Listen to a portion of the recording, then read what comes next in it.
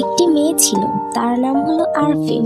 সে digital marketing করার জন্য একটি ফ্রিল্যান্সিং কোর্সে ভর্তি হয়।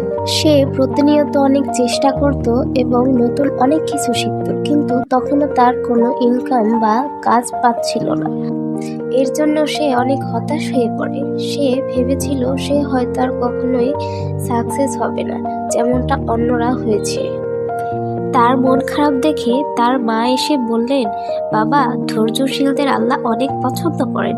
তুমি ধৈর্য না হারিয়ে আল্লাহর ওপর ভরসা রেখে চেষ্টা চালিয়ে যাও। অবশ্যই একদিন তুমি সফলতা অর্জন করবে।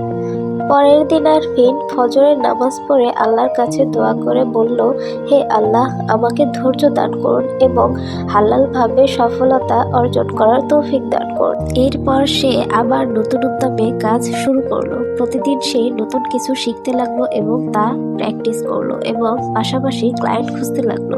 হঠাৎ একদিন দেখলো তার কাছে একটা নোটিফিকেশন এসেছে। নোটিফিকেশনটা ছিল তার প্রথম অর্ডারের। সে সেটা দেখে অনেক খুশি হয়ে গেল এবং সাথে সাথে সেজদায় লুটিয়ে পড়ল।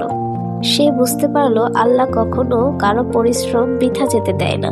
আজ আরফিন একজন সফল ফ্রিল্যান্সার, কিন্তু সে কখনো তার সেই ধৈর্যের দিনগুলোর কথা ভুলে না।